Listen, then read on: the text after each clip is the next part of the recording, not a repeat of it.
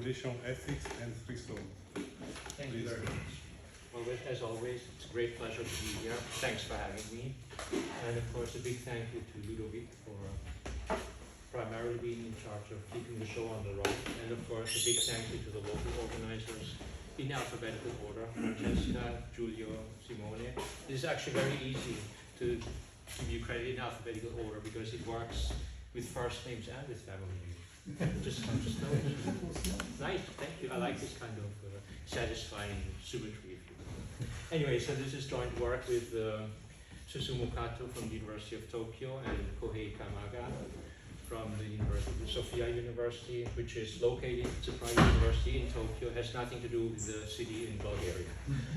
And I've been visiting them back and forth for, well, I'm doing most of the visiting for close to 10 years.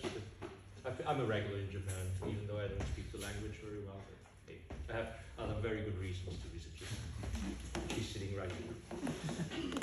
Anyway, so this is a paper on population ethics. And for me, this is a bit of a walk down memory lane, because as some of you may know, about 30 years ago, I guess we started. I was engaged in a project that was basically what I worked on, what I spent most of my time on, with Charles Blackaby and David Lawson. They're both long retired by now. And now I've picked the topic up again with my two much younger co-authors. And I highly recommend get yourself young co-authors with fully functional brains. It does wonders. It's great.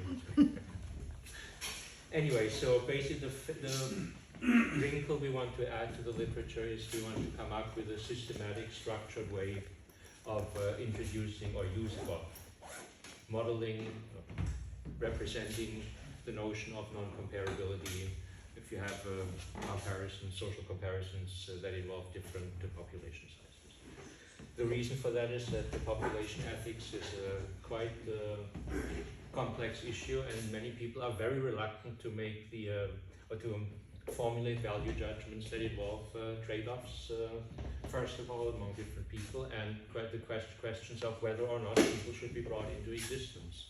Just to clarify, when I talk about variable population problems, we're basically thinking, or not basically, but we are thinking of issues that affect whether or not people are brought into existence.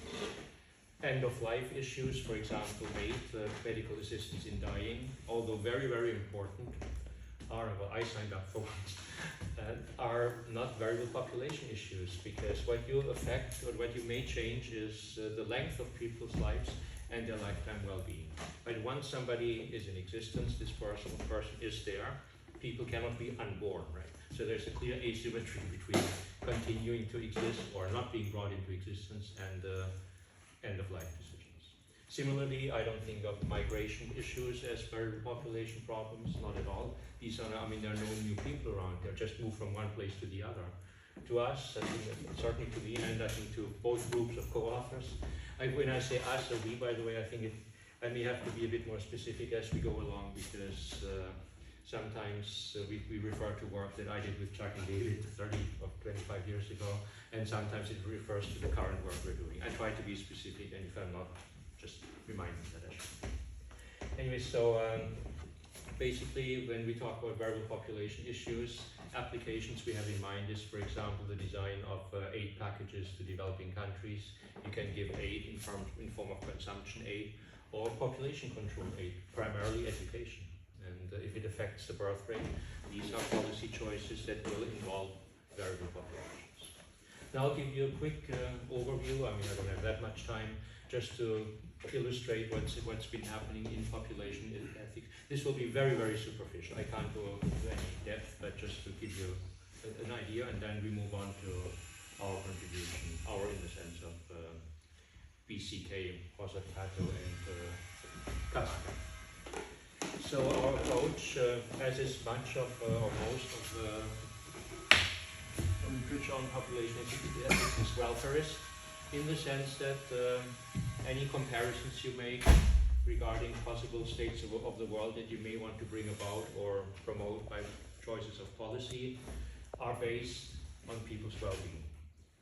right? Basically what this means is if you have any two descriptions of states of the world, all the information you need to compare two of them is the levels of well-being achieved in them by the people who are alive in them.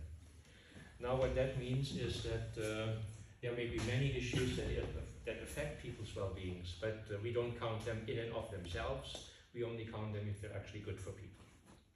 Now, one argument I love, and that's very well known, and welfarism, how you get it is, that's not new in the least, but I think it's important because I'm assuming that not all of you or not many of you are really very familiar with population.